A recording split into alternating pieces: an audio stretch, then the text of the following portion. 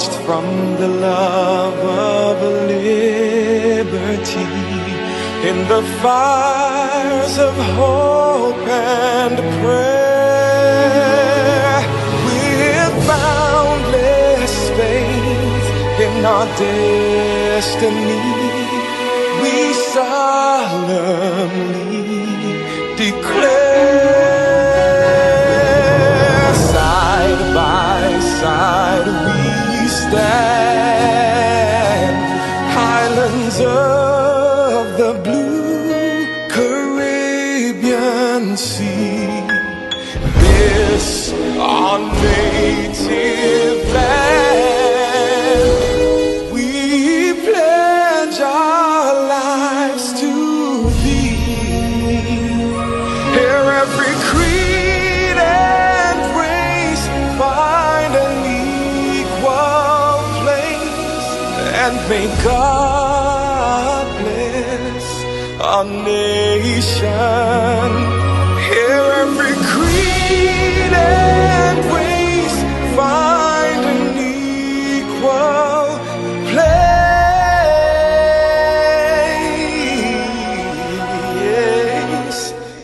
and may God bless our nation.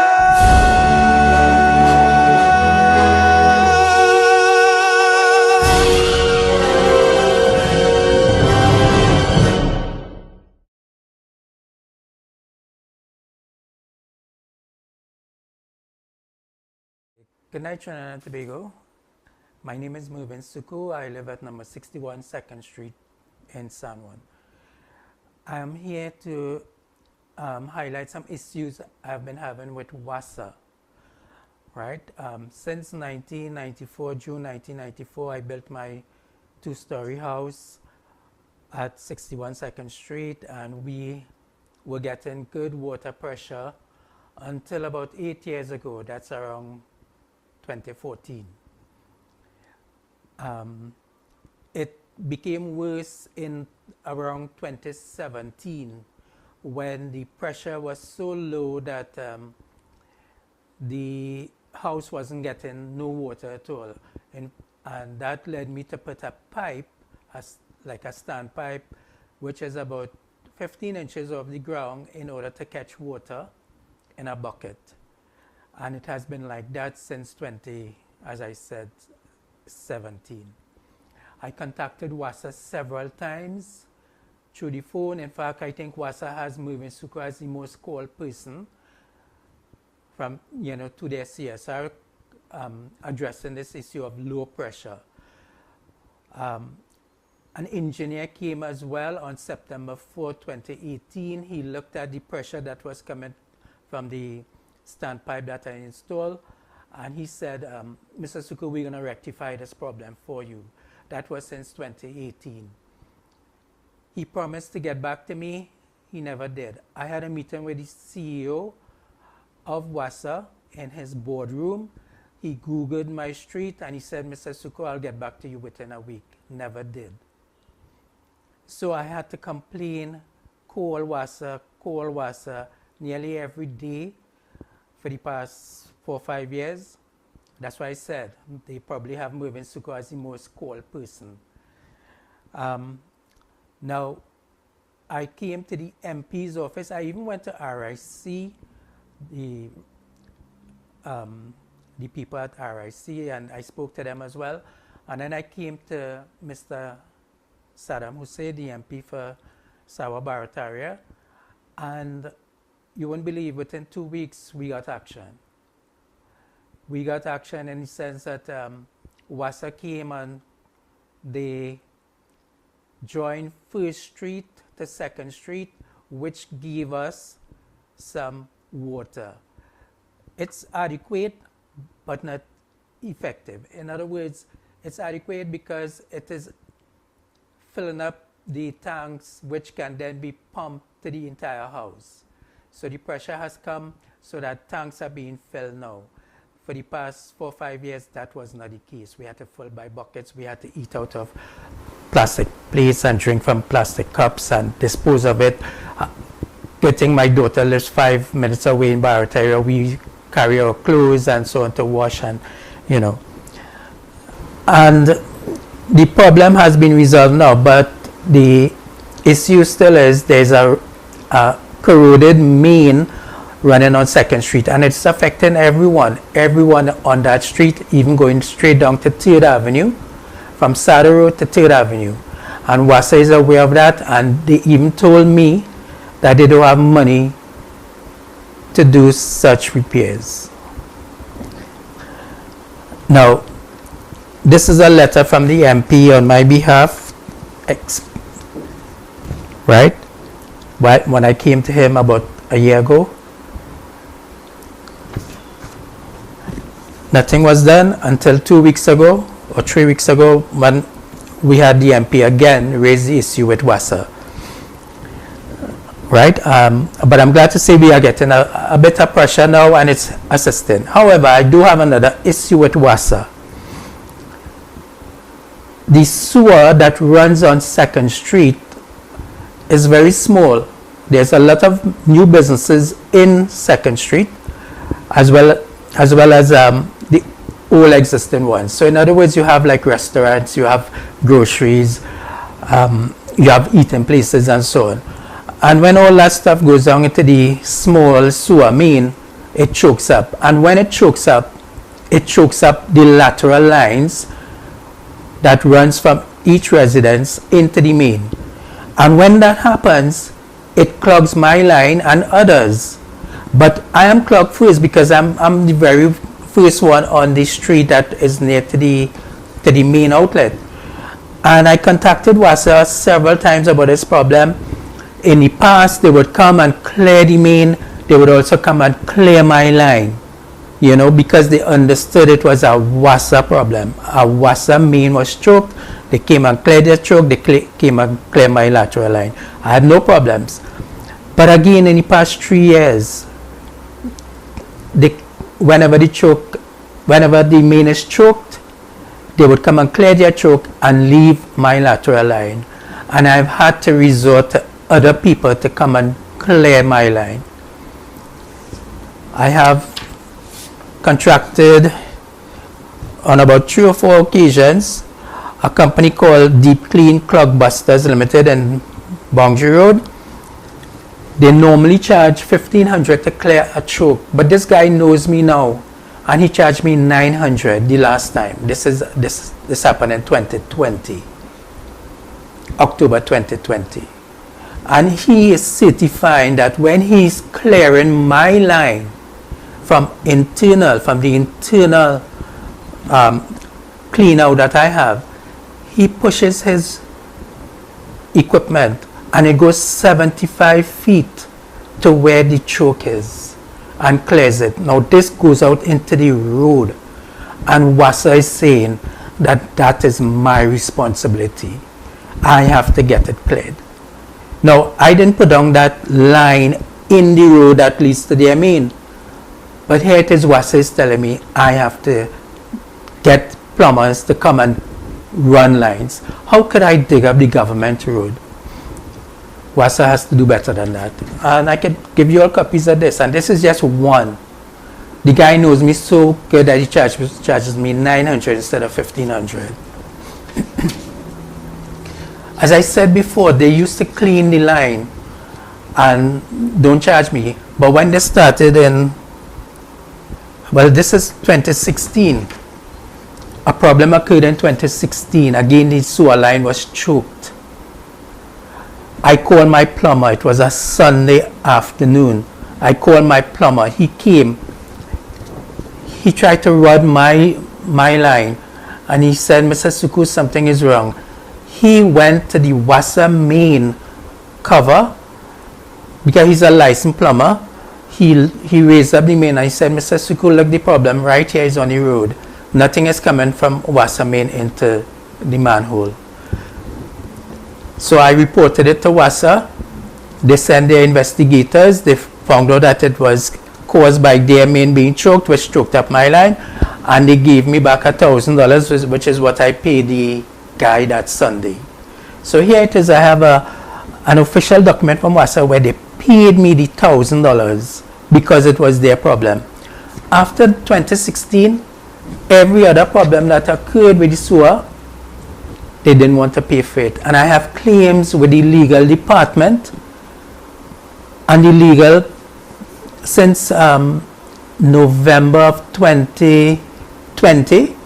I have the legal matter with them and they are not responding. I call nearly every week to talk to the legal officer, but she's busy more than President of the United States. She don't even have time to call me back. Is that what WASA is today? They don't have customer service. I even have a request for 2 transfers, and they have not even done that, and this is again 2019. So I don't know what is WASA's issue, but I think they should do better than that. I thank you, Trinidad and Tobago, and I hope your problems with WASA can be solved as soon as possible. Thank you.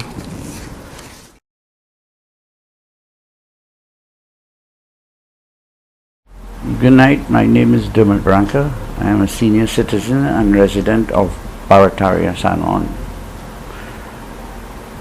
I have a personal issue and then what can be considered a public issue. I applied for my pension, as it was called previously, old age pension, which has since been changed to senior citizens grant. I was allowed $500 a month after going through months of interviews by much younger people who wouldn't understand the woes of a senior citizen. I was even told at one point that I had so many senior jobs in my lifetime, and I have come now to the stage where I am asking the government to mind me. That was very insulting, but I had no choice but to take it. But I did finally receive a grant of $500 a month, which is terribly inadequate for me and I suppose for anybody else. In 2011, I was injured by a fall and I broke my left femur and my hip. And I was told that I could apply for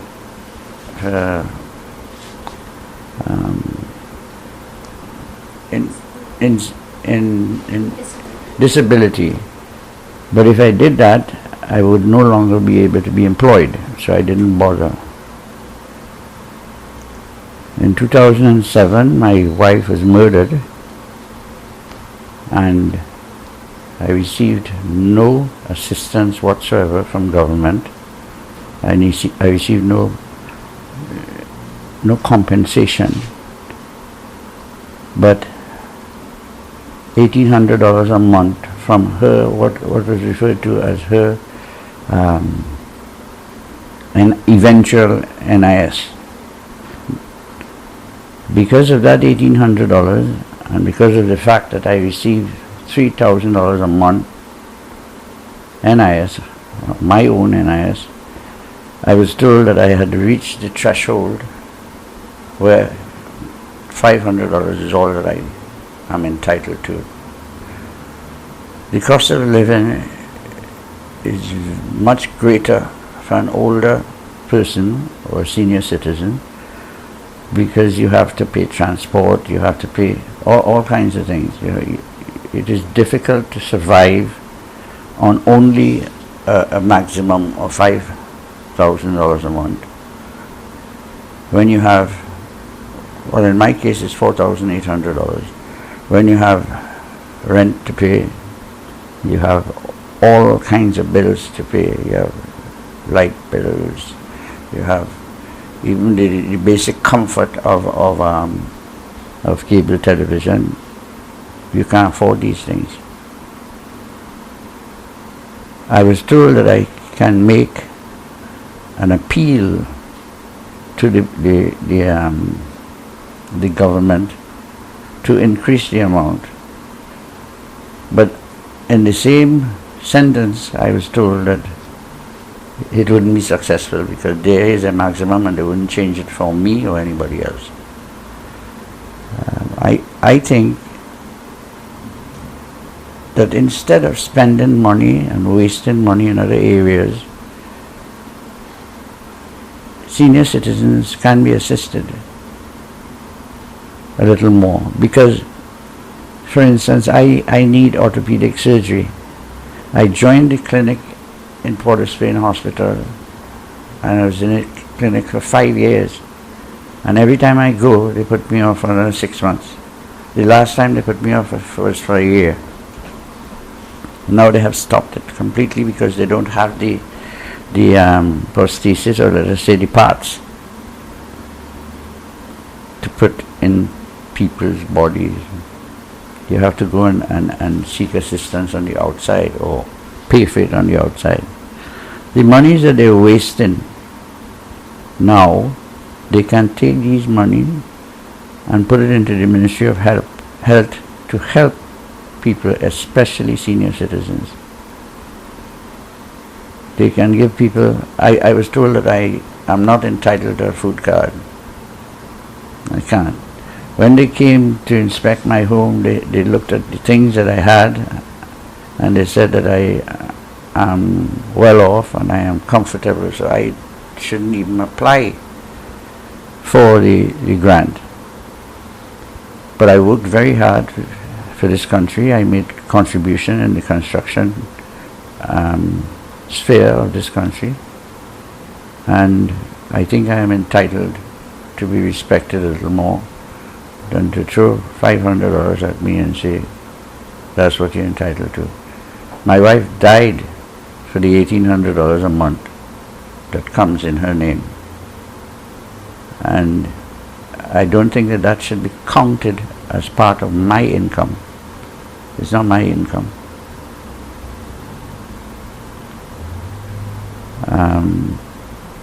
If I, as an individual, could have done or can do something to make a change in this social service the government say that they give to the people, I will do that. And if there are other people who can band themselves together and make a call on the government to improve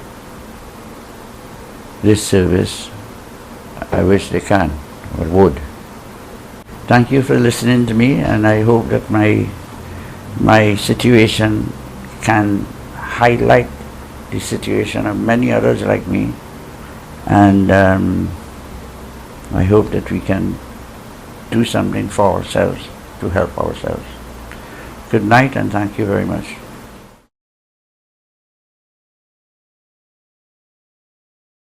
So my name is Kevin Steeple, and I'm from 56th Street, Barataria, and I am an artist, self-employed, and I worked in the cruise ship, also selling my art as a creative designer to tourists throughout the country when they arrive here, and to most of our cultural events. And since the COVID has taken over, we have seen that there's no more tourists, and we have lost our income, and whatever we have had has been going all the way down to nothing. But what we were looking forward for was help in a way that we can sustain ourselves throughout the pandemic, and I don't think that was addressed really at all, because you look at how everyone is keep on keeping on by having their groceries open. Some of the people are having their stores with regulations adhered to, but we can still come out and provide a service, and we have not been given any space or anything has been addressed in grants to help us continue on production in the event that everything comes back on track, that we will be at least ready. And we have addressed this problem, and as creative people, we tend to be at the bottom of the list. And it's kind of sad that most of us have closed down completely, and most of us are not even going back into that area where we once flourished. And it's hard to diversify into another, let's say another job, when all you have known so far was this. And it's difficult to keep up as the time goes on. Bills are keep on coming, and whatever you have is keep on going.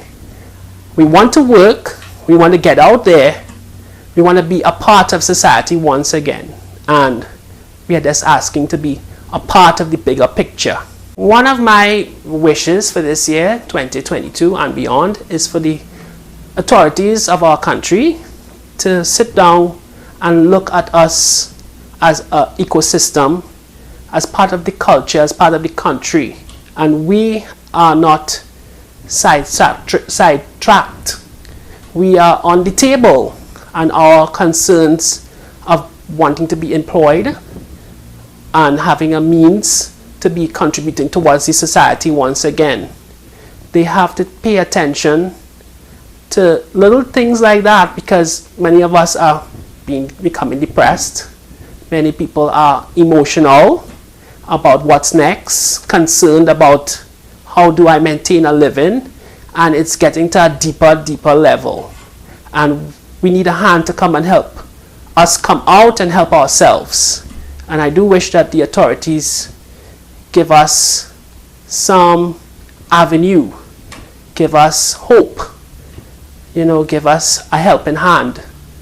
I want to say a good night to everyone, and I hope that this meeting is successful in achieving all that it's intending to do.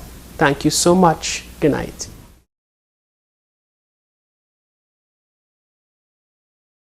Hi, it's going on the drain, and I don't get nothing back from the government. I mean, everybody have value of the money, and we trying to plant to try and feed the nation, and look what is going on. The 23rd of this month, I can't plant. Yesterday when I went down in my land, all my land, the drains full of water and keep rising more. Because every time you ask these fellas to go and to drain out of the water, some of them want water up in the heights. So if they have this dam, fix this dam for me, I could get my chance to plant. It's only me and my brother, and it have a next farmer coming on to plant there also. But nobody cares. You understand about the farmer? With just agriculture, nobody seems like they forget us clean.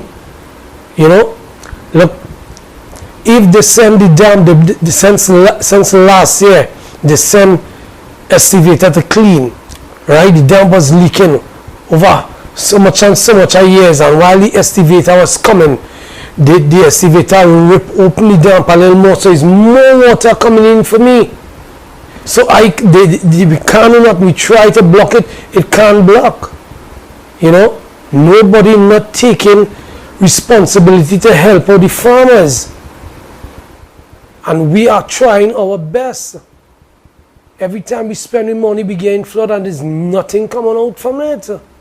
Look, yesterday I buy pepper to plant, and I have to plant it on the bank when I see water so in my land. So I have to dig and plant on my bank. I cannot plant it in the land because the land full of water. The whole drain I showed this morning, if I go, that land full of water. You think I could take my chance to be planting and losing my money like this right through year come year go, and there's nothing to compensate back? We're just asking if the government, if they could send the excavators a floating one where they could fix our lands better than that, and fix this gate that we could plant for the nation. Well, I just want to close by saying I hope the authority hear our cry, and they see and send somebody to fix this dam and help we out. Good night.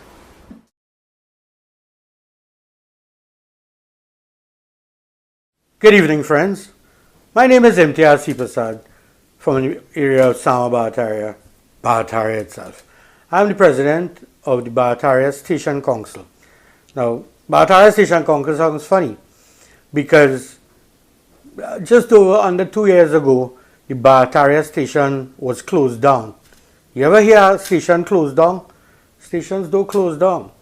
The Barataria station, this Ministry of National Security, take a decision to close down the Barataria station. Barataria is in close proximity to Beetham, to just over 7th Avenue as they call it, Malik, where the whole country knows criminals breed. Barataria has moved from a simple residential area to join the rest of the country in being a crime-ridden area. You tell me, in a country that is crime-ridden, we have multiple rapes, the kidnapping has started back, banditry to the max. Imagine in broad daylight, bandits would attack you. I'm talking about broad daylight, you know. We have heard of cars being stolen 9 o'clock in the morning, 10 o'clock in the morning. In broad daylight, bandits would attack you, take your car, and you would close down a station in an area like that. Right on 10th Street, there was a shooting. On 9th Street, there was a shooting. And these things are like 5, 6 in the evening and things. Right? This is not a place where you close down a station. This is not a country that you need to close down a station in any areas. Crime has risen and risen and risen. Not just in the broad country, in Barataria, a lovely residential area. Lots of old people walk in the streets, used to walk the streets. They can't walk the streets no more because Barataria has become just like Beetham and Malik. People are afraid to come out. They're afraid to go in the groceries. They're afraid to come out to visit their families who live next door. This is not what we want for our country. This is not what we want for our community. We want to get back our community as it was. And as the president of the station council, I have on my committee a lot of the business people in Barataria now. Right? And we are trying again. Now, here the nice news. The Barataria station was partially reopened at the beginning of January. And I say partially because there is no inspector in place. There is a sergeant in charge. The entire Barataria community is not aware that the station is reopened. Alright? And this is what we need to tell the people. If you have reopened the station, you need to let the people know. Because if something happens in our community, people are afraid to go to Mova, where is part of it, and afraid to go up Sour Hill. Because when you go up Sour Hill, you have the community center there. So they don't know where to park. They have nowhere to park in the first place. So we need to get this station running back 100% so that the people of Barataria can feel safe once again. When the station was there, you used to have police cars running through the streets to get to and from the station, which was a sense of security in itself. So I am begging the people in authority to please reopen this Barataria station so that we can feel safe once again. And this would be a stepping stone to having our community back, and by extension having our country back under security. I thank you.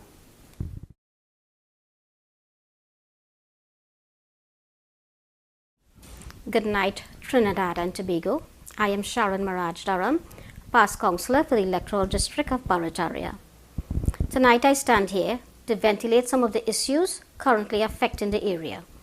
Some of these issues are crime, unemployment, rodent infestation, high food prices, and a lack of water on a regular basis. On the issue of crime, crime continues to plague the streets of Barataria and surrounding areas, from petty theft to gruesome murders. On Sunday, the 13th of February 2021, a Chinese national was shot and killed on the corner of 8th Avenue and 7th Street. His relatives have now decided to leave their Barataria apartment out of fear and lack of security. On December 10th, 2021. Bandits broke into a seedling warehouse on Don Miguel Road and started shooting at police, eventually crashing their car into a pillar on Jogi Road. There have been several other incidents like this, leaving the residents fearful for their security. However, even with the upsurge of crime in the area, the Barataria police station remains closed. The residents are calling on the Ministry of National Security to reopen that station in Barataria. We move on to water or the lack thereof. Imagine during this pandemic where water is necessary for washing hands, we have low water pressure or none at all in our taps. However, there are several leaks which have been reported to us by the residents, by the MP's office and others. Currently in the area, there are leaks on George Bailey Drive and 3rd Avenue, several in Bhutan Lane, Don Miguel Road, Shankar Mirage Place and Kitchener Avenue, just to name a few. Residents are fed up and frustrated and are requesting urgent assistance to address this water shortage in the area. Lastly, as the councillor for the period between 2018 and 2019, I would have started constructing a pavement on Don Miguel Road between Ocean Avenue and the highway, as this is a very busy road with lots of foot traffic on a daily basis. After the local government election of 2019, this project was stopped, putting pedestrians at risk. The residents are asking kindly to continue and complete this pavement. In closing, I would like to thank the Honorable Kamala Prasad Bisesa and our MP, Mr. Saddam Hussein, for giving me the opportunity to stand here and ventilate some of these issues that are affecting the area. Thank you.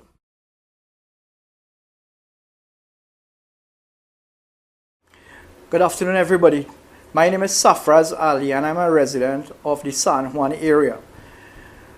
I would like to speak about a topic that is of grave concern to me and also the wider community, and this is crime. You know, recently we were faced with what I will describe as the 3 C's that affected us in a very negative manner and still affecting us. We have COVID, we have corruption from this present government, but we also have crime. And crime never ceased, either before the COVID, during the COVID, or after the COVID. Crime is something that is affecting all of us, and each one of us can point to some relative or some friend who was a victim of crime. These bandits are getting more brave and more brazen, and it seems as if they are a law unto themselves, causing the citizens of our country to be in an unsafe and uncomfortable mood. All right? This is not a nice, comfortable feeling for us to be in. And we don't have confidence in the authorities, the political leadership, to manage this crime. And I would like to explain that point a little further. Recently in Speaks Barataria and Aranguez area, we have seen a proliferation and an increase in crime, whether it be robberies, whether it be carjacking, even murders. And it is a direct consequence of failed leadership, failed political leadership, to give the proper direction to manage this crime situation. It would seem that there's an absence of proper policy, proper planning in place to manage this crime. And we are caught, the citizens are the unfortunate victims who are caught in a vicious cycle. The bandits, the criminals, they don't have money, right? Either because of joblessness or no jobs in the economy. So people are forced to go into crime. They see it as an avenue for them to provide food for their family and even fast money. So the bandits are migrating into areas in Barataria, Sawa, and St. Joseph in the Aranguez area. And they are targeting unsuspecting people, our family, our friends. And when they do this, they don't care. They just come in to take what we have because they're big and bad, allegedly. And they're just taking it and go their way. We will be very lucky if we survive, if they don't bust shots behind us. And this is a very sad state of affairs in our country. I would have had family members up to the day before yesterday who would have been invaded. Their home was invaded 4 o'clock in the morning by bandits. One driver and about 3 bandits, 2 waiting on the outside with guns, and 1 broken into their garage. But he couldn't access their bedrooms, and he started to break up stuff in the garage, started to make noise for them to open the bedroom door. They called the police. It took 1 hour for the police to respond. 1 hour. But do you believe that that greedy bandit remained inside that house for that whole 1 hour, and the police, when they did respond, were able to apprehend him? That is to tell you how greedy these bandits, how brazen these bandits are becoming, right? And there's also opportunity now for the police service to look at where they can improve their response times also, especially in night time, right? So I am calling on Minister Hines, Prime Minister Rowley. I don't know what you guys are doing, if you all have any plan at all. But right now the bandits are literally taking over, right? They are outgunning, they are outmanning our police. And they are becoming more brave, more brazen, right? Bandits also have become more sophisticated, so they're planning them thing. They're thinking in advance. We, the citizens, are now forced to form neighborhood watch groups, WhatsApp groups, you name it, all within the law. And we don't have licensed firearms to protect ourselves because the present commissioner has put a stop to that, right? The few businessmen who got the licensed firearm, we have to say thank God for that, because they are now able to protect themselves. But the vast majority of us cannot do that. And we have to resort to passive means.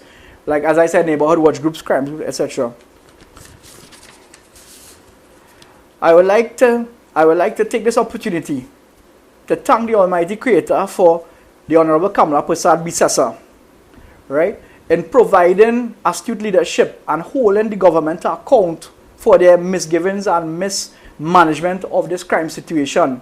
We have our own MP Saddam Hussein, who is like a lion or a warrior in our parliament, bringing very important points to hold this government to account. We have the Honorable Rudal Munilal, we have Anil Roberts, Senator Anil Roberts, we have MP Dave Tanku and all the other MPs, bringing proper representation and holding this government to account for what is transpiring in our economy right now. I would like to ask my fellow citizens, don't lose hope. Because if we lose hope, we don't have anything. Keep the hope alive that our country could get better. This is all we have right now, and we need to unite and start to speak about it. Don't be coward. Don't be coward into a corner and you lose your voice. Start to speak up. Start to activate your community. Don't be afraid. The saying is, good will always triumph over evil.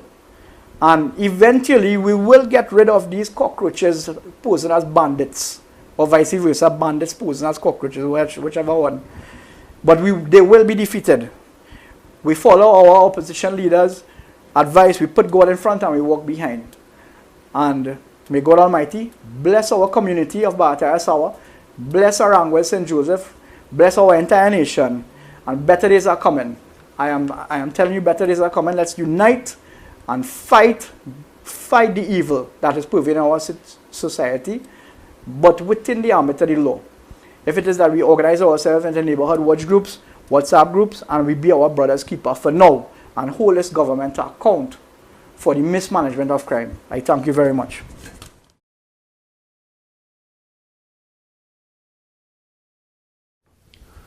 Good evening, Trinidad and Tobago. My name is Amit Suknanan. I am the councillor for the electoral district of Arangwell's Warner Village. And today, I wish to express my dissatisfaction in the response through our complaints, trials and errors, experiences that we have been having in the areas that I represent.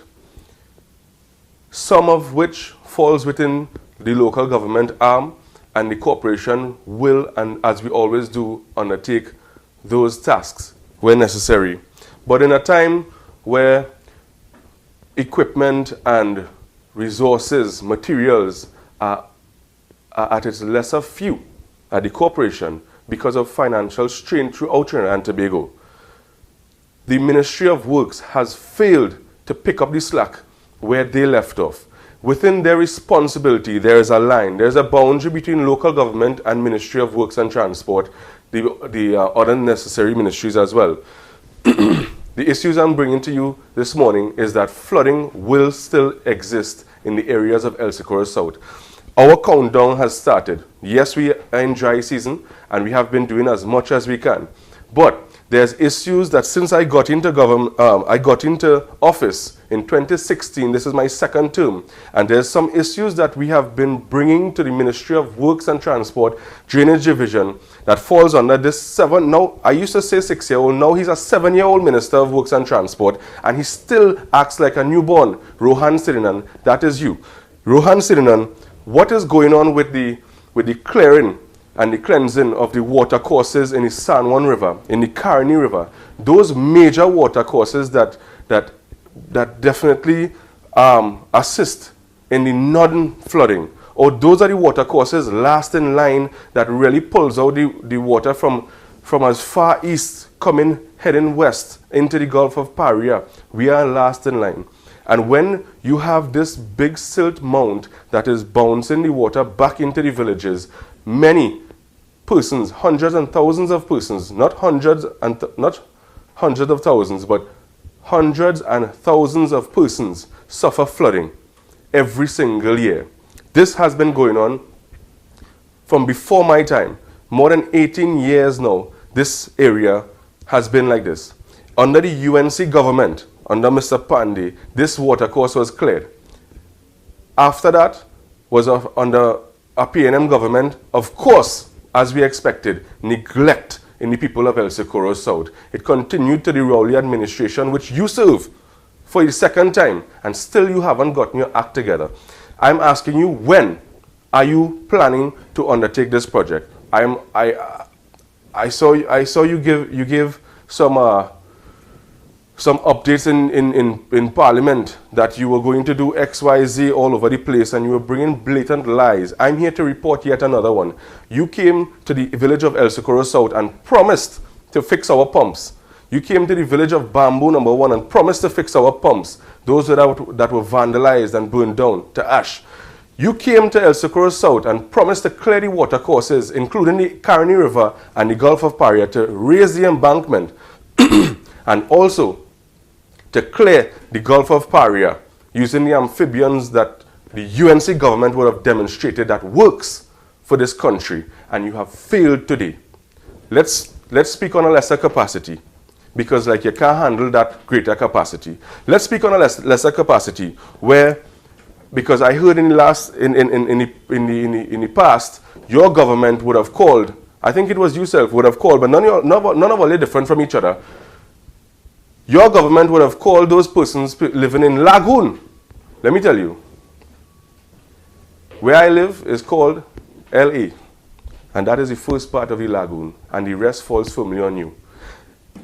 In Boundary Road, El Socorro, there's a great deal of commerce taking place, some of which are your financiers, some of which people boast that they were PNM in the past, and now they are disgruntled because of the response that they have been getting writing to you. And I have copies of those letters, so don't feel I can't back it up, because as the councillor for the area, I represent everyone as well.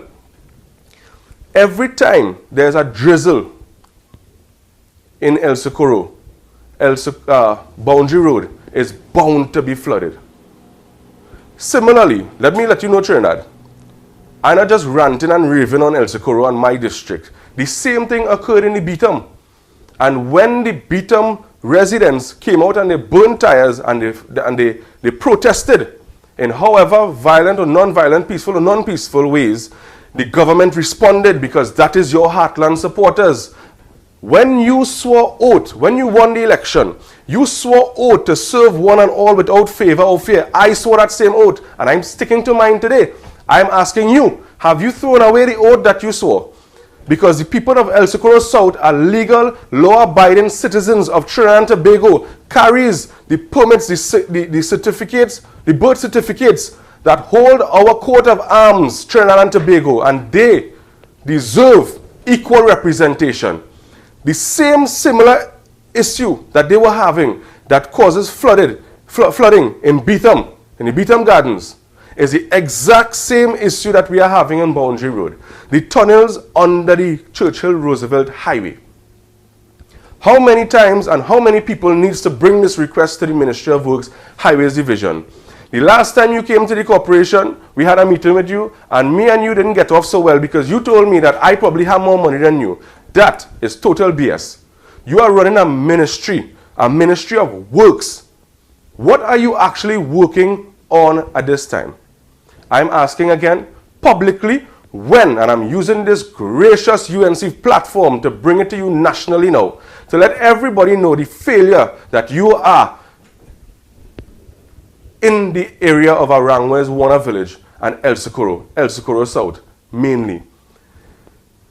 It is a simple fix. Let me recommend a solution for you again. You see the same model that you use to enlarge the tunnels under the Churchill-Roosevelt Highway to allow the exit of water to reach to the El Socorro South area, into the Caroni rivers and down to the Gulf of Paria. It's the same method that needs to be taken place. But, of course, there's a lack of interest because these people did not support you. Ladies and gentlemen, I'm here to declare that there's a total bias in this country with regards to P&M officials being in government at this point in time. It is a total bias, and it is plain to see that if you don't hold a P&M party card, you cannot get solutions in this country. And that, my friend, is a total dictatorship. We have reached in a total dictatorship. In the last general election, I've advised this country that we were on a slippery slope and we were heading to a cliff that is near collision. I'm here to announce that if we have not collided with the collision yet, we are almost there. Trinidad and Tobago, if you don't wake up and be your brother's keeper and speak out today and let the public know your issues that you are facing that falls under the ministry of any government office today, you are part of the problem. I'm asking you, Trinidad and Tobago, to speak out. I'm your councillor for Arangwes, Warner Village, and I definitely will not be muted as the speaker tried to mute the opposition in Parliament recently. I will use every microphone, I will use my phone, I will use my social media, and I will use this platform tonight to bring to you the reality of the failures of the P&M in this country. Thank you very much.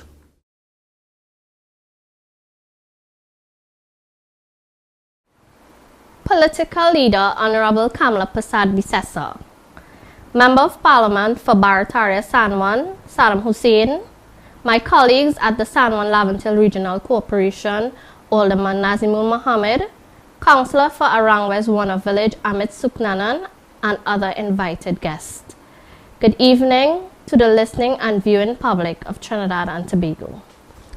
This evening, my duty is to highlight the social issues that we the citizens are plagued with and the crisis our country is being plunged into as each day passes by.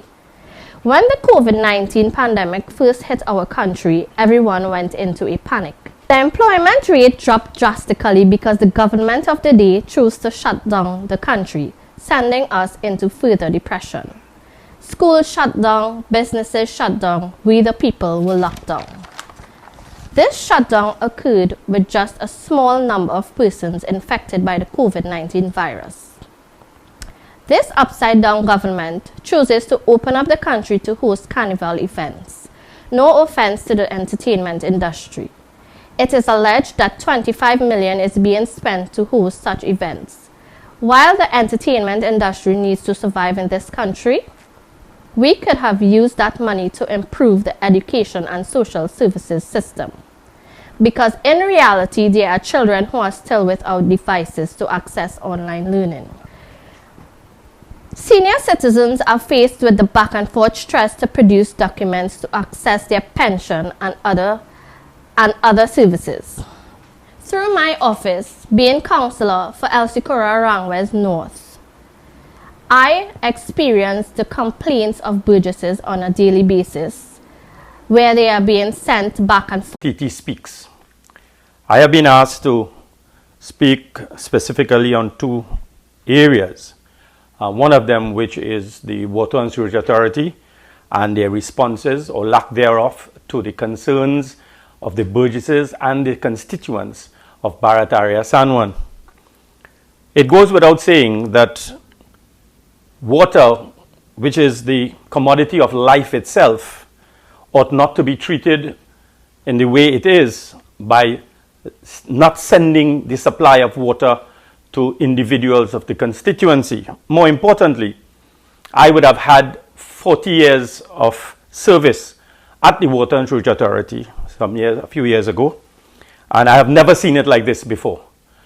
Constituents are bombarding the office of the MP.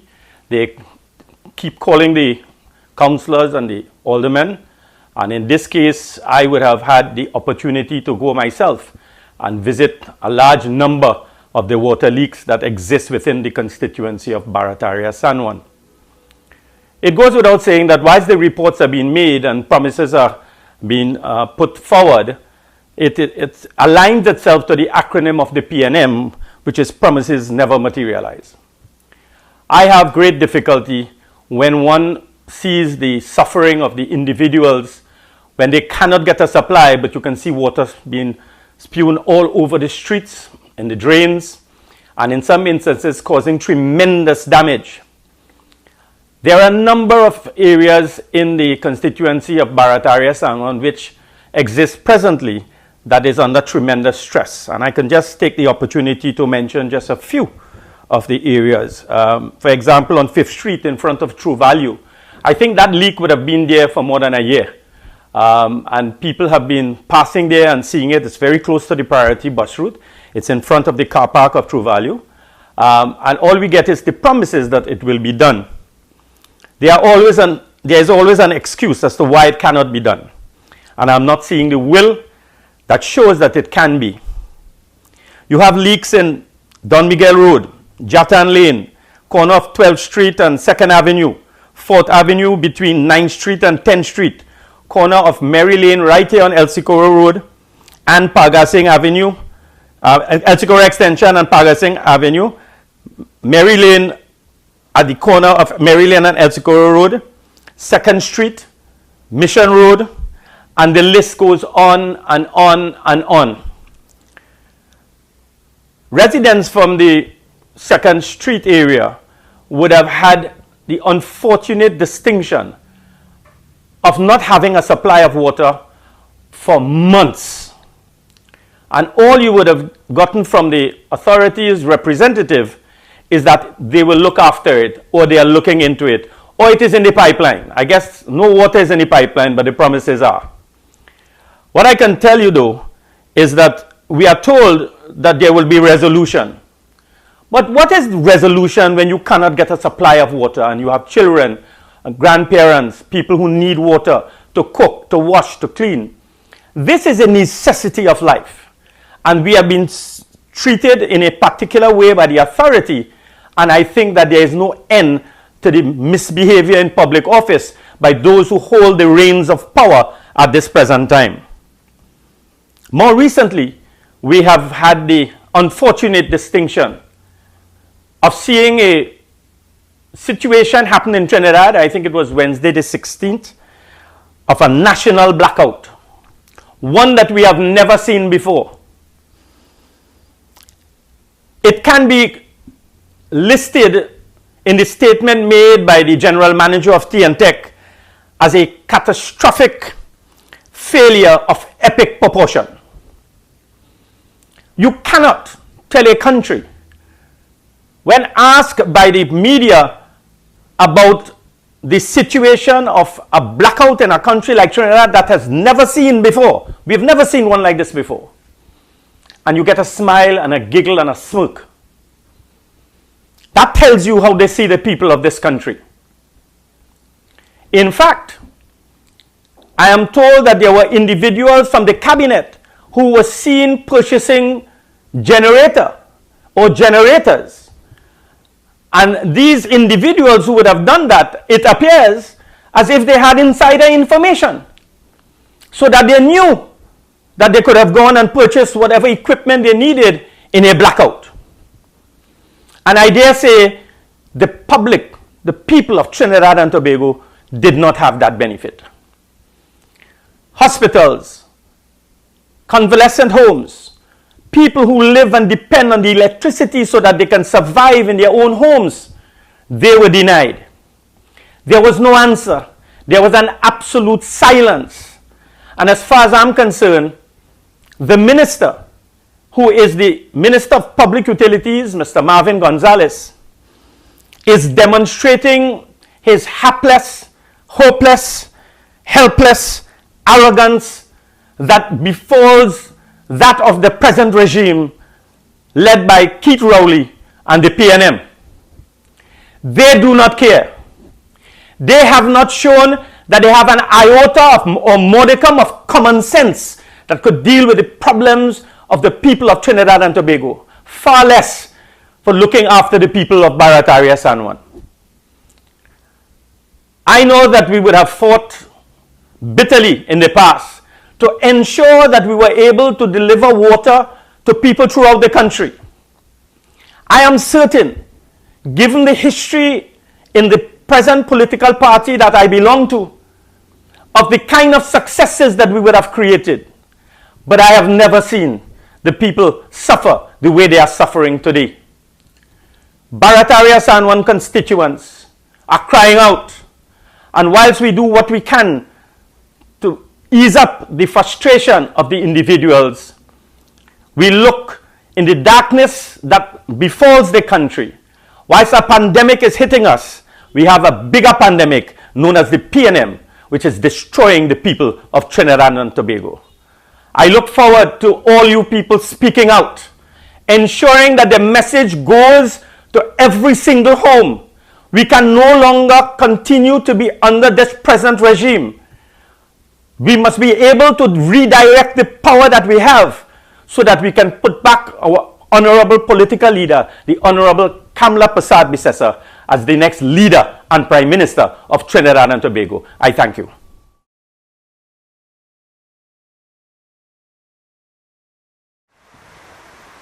Good evening, Trinidad and Tobago, UNC supporters, our brothers and sisters of our great party.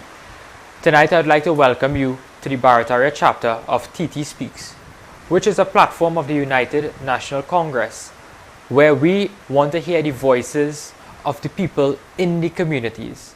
Last week, our brother Devendranath Dev Tanku hosted the first ever TT Speaks in the constituency of Oropouche West, and we heard of several issues that they are facing in Oropouche West in terms of geographic discrimination by this present PNM government. So this week, we are in the constituency of Barataria San Juan, and I'd just like to thank all of the speakers who went before me, who were brave enough to highlight the issues that are facing the constituency and their particular communities within the constituency, so that we can have some level of relief from this PNM government. Because clearly we see that this PNM government is not about the people of Trinidad and Tobago. They are about themselves, their friends, their families, and their financiers. But a united national government from past governments, from Mr. Pandey's government to Mrs. Persad Bissessar government, always had people at the center of the development of Trinidad and Tobago. And there are some of the issues I would like to highlight in my constituency of Barataria San Juan. So for example, recently we had to lobby WASA for people of 2nd Street in Barataria who were without water for many years because of aged infrastructure, because the pipeline simply couldn't take the pressure. So when Patrice sings her song about people could drink their water and mind their business, well, the people of 2nd Street, they don't even have water to drink. Then we have persons in the community of Barataria and also my neighboring constituency of St. Joseph, where they are plagued with crime. We have seen on a daily basis people are being robbed, killed, murdered, and we have seen an increase in the number of larceny of motor vehicles right here in Sawa. And what has been the response of the Minister of National Security, Mr. Fitzgerald Ethelbert Hines? He does not even know what his responsibility is as the Minister of National Security. He is a complete and utter failure. Imagine he was so crass enough to go on a morning program with Fazir and tell the country that he doesn't have the responsibility for making people feel safe in Trinidad and Tobago. Well, Minister, if that is not your responsibility, then what is? And if you do not know your responsibility, then go away, get away, resign now. Because the people of Trinidad and Tobago, we are frightened because of the criminal elements right here. You have failed. You have failed to keep the people of Trinidad and Tobago safe. You rather go to the savannah with heavy police presence while people were protesting peacefully and attack them with tear gas, but you have the criminals of this country roaming free. That is the policy. That is the legacy of you, Mr. Fitzgerald Ethelbert Hines. And then we have the other failure, Rohan Sinanan. I mean, this man is missing. Rohan Sinanan, you have presided over the worst roads in Trinidad and Tobago. Right in Princeton, we heard that an elderly couple, they perished in a fire because the fire trucks couldn't access the home because of the landslips. Right here in my constituency of Barataria, San Juan, the roads are deplorable. There are potholes all over. The pavements are missing manhole covers. We have written several letters to you, Mr. Rohan Sinanan, and we are not getting the relief. We are not getting the relief. Then we have in the El Socorro South area, I have raised this matter several times in the parliament, that whenever it rains heavily, the people of El Socorro South, they are scared because their homes will be flooded.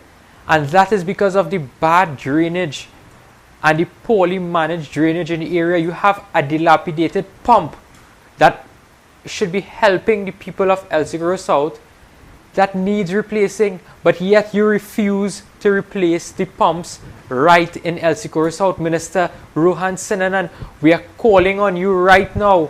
We are calling on you to replace those pumps immediately to bring some sort of relief to the people of El Socorro South. And we have seen many issues all over this country. We have seen failure in the Ministry of Education. We have seen failure in the Ministry of Health. We have seen the total decimation and collapse of the energy sector of Trinidad and Tobago. Nothing seems to be working, and Keith Rowley, he drinking water and minding his business. Keith Rowley doesn't care about the people of Trinidad and Tobago. He doesn't care. We are asking that this government do the honorable thing and pack up their bag and go home, because we in the UNC, we are ready to take care of the people of Trinidad and Tobago. Under this present government, our democracy is dying. It is dying a quick and painful death. This Prime Minister has caused our country international embarrassment. Imagine there was a big energy conference right in Guyana, but the Prime Minister refused to attend, but rather go to the energy conference in Doha without a single explanation for giving his absence in the Guyana meeting. Then we have an Attorney General, who is an Attorney General, who likes to boast about the criminal justice system and all of the reforms of the criminal justice system. Well, tonight I want to tell you that the criminal justice system, according to many senior practitioners, is on the brink of collapse. It is on the brink of collapse. So while the Attorney General, he comes to the population and boasts about people, about process, about machinery, when we now realize there are no people, there are no processes, and the machinery is failing. The criminal justice system is at its worst under this Attorney General. We have people who languish and wait years, 10 to 15 years for a trial in this country. We have people in this country where we don't have where we don't have courtrooms, where we don't have enough judges, magistrates to sit and hear these cases. If we can't fix the criminal justice system, then how are we going to fix the crime situation? Because if criminals believe that there is no punishment for their crime because of an inefficient criminal justice system, well, then they will go ahead and offend. It is a simple rule. There is a rule of deterrent. We need to encourage criminals from not committing crime through deterrence. We have to show them that in this country, that if you do the crime, you have to pay the time. That is what we have to do. And if criminals are getting away scotch-free, well then, how are they going to be afraid of committing future offenses? We need to set up specialized courts in this country so that people can have their matters heard very quickly. We need to have other infrastructure being built out into the court system, not just talk from the Attorney General. We need a proper functioning criminal justice system. That is what we need in Trinidad and Tobago. We need to ensure that at the same time, while we are asking for justice to be served in an expedient manner, we are also asking for our constitutional rights and privileges to be upheld. And there must be that balancing exercise that one has to consider in all of this. And then we have to look at what are the root causes of this criminality in Trinidad and Tobago, because it is a real thing in our country. We have many young people. Several of them would come to my office at my constituency office to complain that they don't have jobs. Very talented, young, creative, bright people who are just home doing absolutely nothing. Absolutely nothing. And that is clearly $15 million. Well, tonight I want to tell you that some people don't even have a taste of food in their house because they don't have a job to buy food to support their loved ones. We have heard that after you have gone through, we are still going through that pandemic, massive job losses, that this government took the cruel decision to start cutting back on social services. Raquel would have spoken to you about it, that persons are being cut back onto their food grants, onto their disability grants, onto their other social welfare grants. So we have a government in crisis. We have a government in crisis. And it is about time that the people of Trinidad and Tobago, we stand up. We need to stand up. All of these brave soldiers who came on this platform here tonight, I salute you. I salute you for taking that first step in standing up for your country and standing up in defense of our democracy and standing up against this wicked, cruel PNM government. It is about time that we remove this government under all of the lawful channels because they have outlived their usefulness. So I thank you very much, brothers and sisters. Join with us in United National Congress as we take back our democracy, as we take back our country and restore prosperity to our loved country of Trinidad and Tobago. I thank you very much. Keep safe.